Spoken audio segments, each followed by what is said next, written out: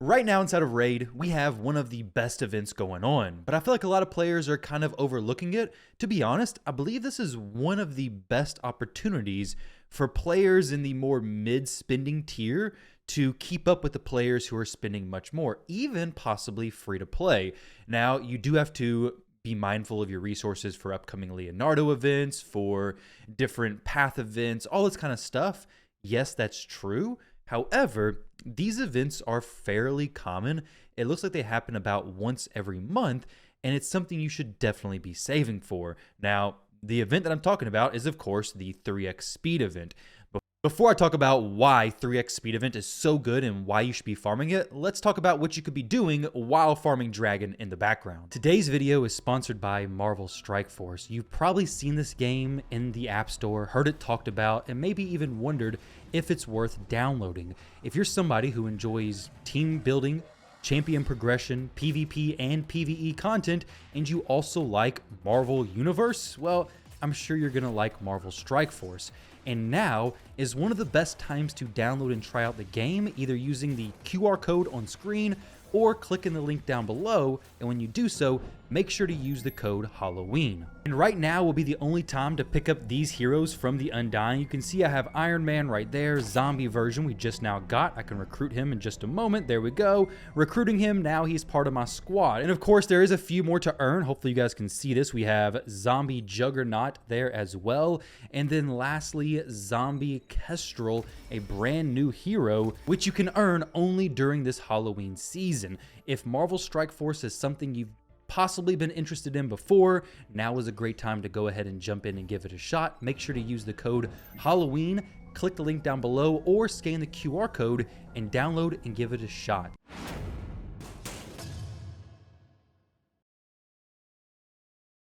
So what do I mean by this is one of the best ways for mid spenders to keep up with the big spenders? Well, even if you're free to play, gear is one of the biggest things in the game, but it's not as exciting as shards.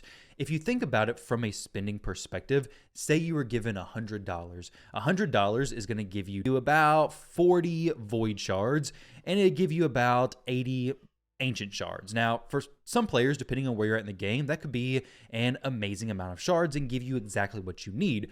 But the later you get into the game, the more years you spend in the game, the less you're going to get from those specific shard purchases. Not saying shards are not worth it, of course they are, but if we compare that to energy, say you're given the same $100 for energy, I like to buy energy at $250 to $275 $250 to $275 energy per dollar. So if you times this by 250, you're looking at 25,000 energy. So somewhere around 25 to 27,500 energy is what you would be getting for $100. Now, right now in the shop, the deals are basically terrible. But of course, if you're saving your energy refills over time, you're collecting your gems, you don't have to actually purchase the energy. Now, right here, for example, wherever this deal is at right here, this is like 187 energy per dollar, something like that. Don't buy it. These are bad.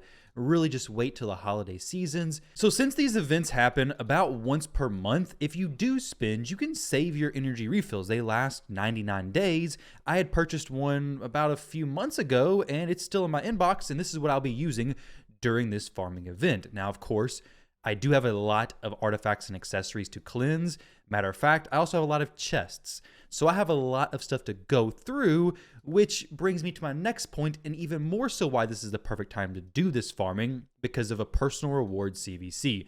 Most clans, most players want to push during these events, and so if you're able to farm 3x speed gear, plus get some points from CVC, this is an amazing time to do it. Fix your silver situation, dump a bunch of energy into an area that's actually worth it. But how much energy should you actually expect to spend?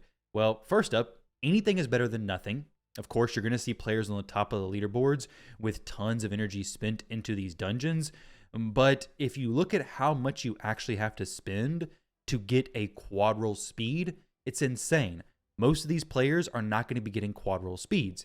But depending on where your account's at, any triple roll is going to be very valuable for your account. And honestly, even for my account, triple rolls will be very valuable as well. If we look at my speed gear specifically, let's see what I actually have as far as triple rolls go. So speed, we'll go triple rolls. These are all the triple roll speeds I have on my account, which is crazy. This is really not that much triple roll speeds. But if we look at quad rolls, it's even crazier. I have a quad roll speed there. It's 29 plus 8, which is probably in the thumbnail. And then a quad roll speed here, which is 29 plus 6. Now, for me, I plan to drop a fairly significant portion of energy. But if you compare the amount of energy that I plan to spend to the amount of shards you would get similarly for that amount of money, night and day difference as far as what I'm actually going to get. I hope to pick up some good gear. Now, I'm going to be very strict on what gear I keep. But if you're somebody out there who's spending, say, hundreds of dollars a month on shards, that's a lot of money. But your account is going to be further behind than someone who is, say, spending a close to a similar amount of money on shards, but then is also allocating a good portion of that to actually getting better gear. Gear is one of the things that will hold accounts back more than anything else. This doesn't just go for speed gear.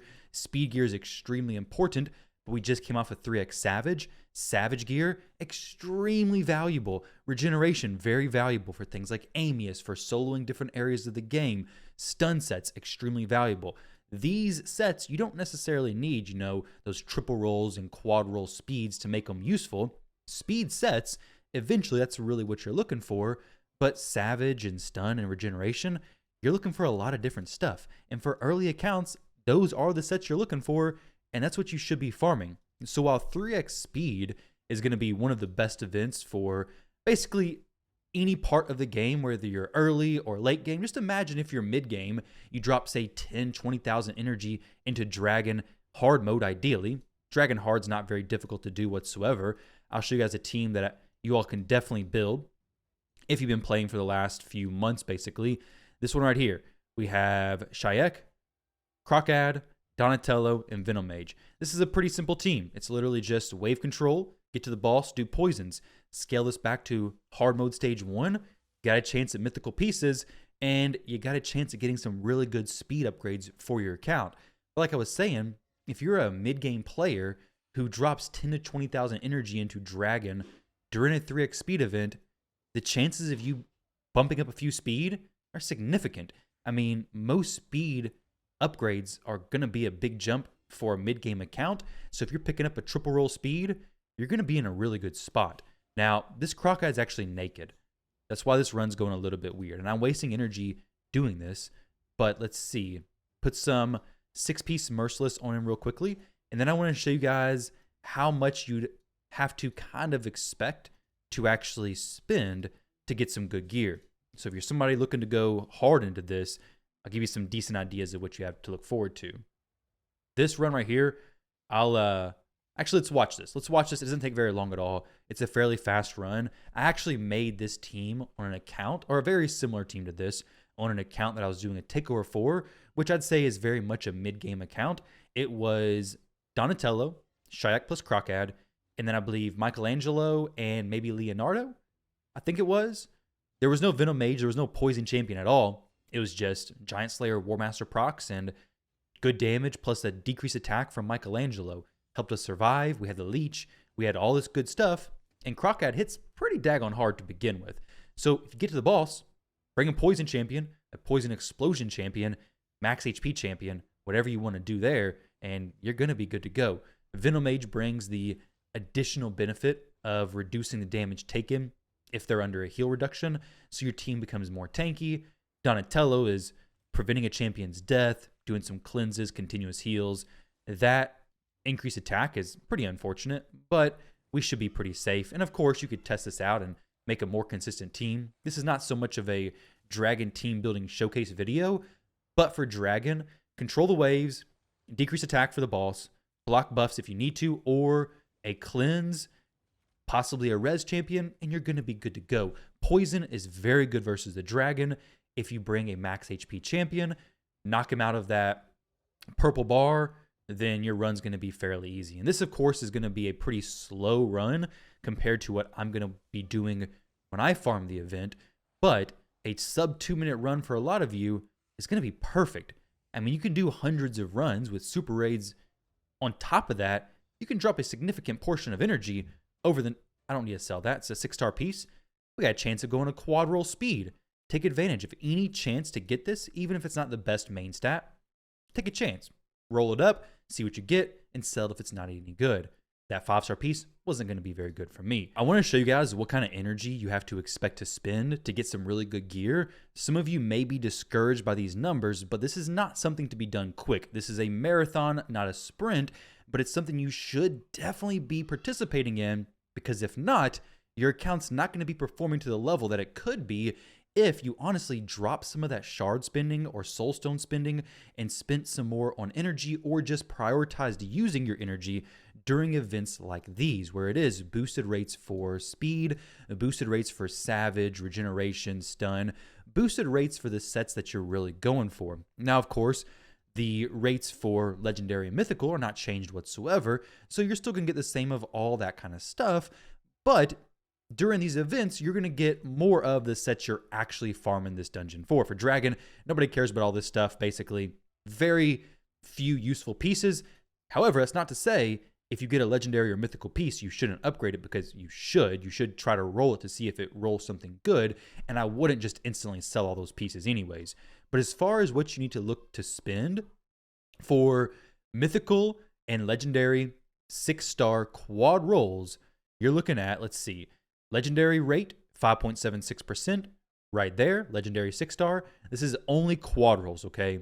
Triple rolls, not included. You're going to get a lot of triple roll pieces, say a triple roll day set that rolls into crit rate with an attack percentage main stat. That's not a star piece. It's not the most amazing. I'm not calculating for that, but that's a good piece for most players in a broken set, because bottom row pieces are hard enough to get as it is.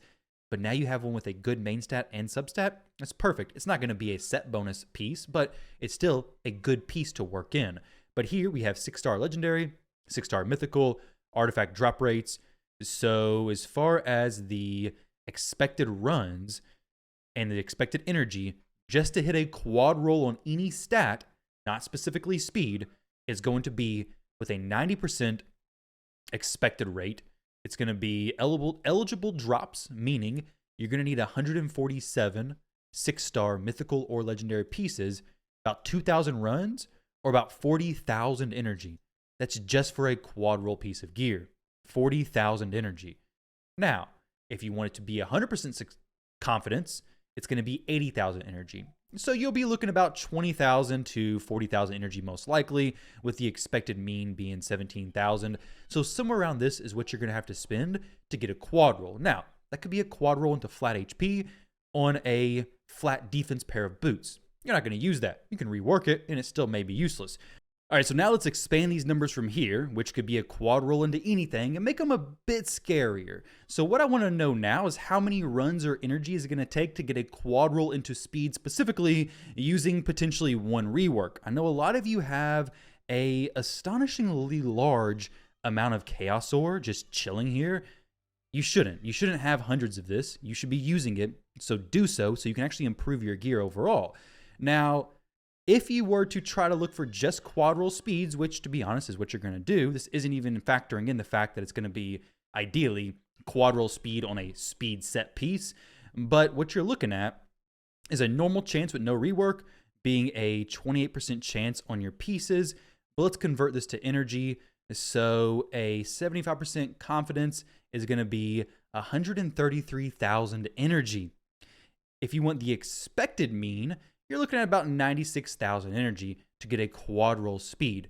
Now, 96,000 energy, let's go see how much money this would actually be. So 96,000 energy, divide this by 130. This is the amount of refills you're going to use. So 738 refills, which if we were to times this by 40, you're looking at about 30,000 gems. Now, once again, if we go back and say 96,000 energy, divide this by what I said I like to spend for energy, which is about 250 energy per dollar, it's going to be $384.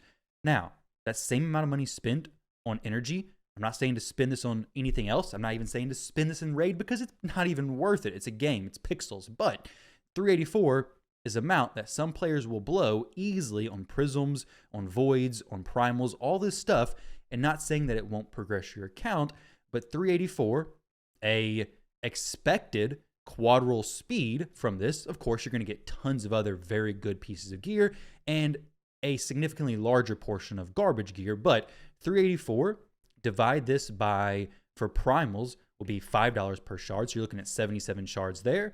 384 divided by 2.5 for voids, 153 voids.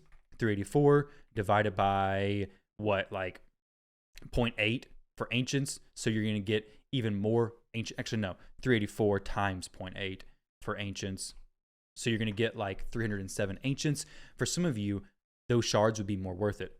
For others, not so much.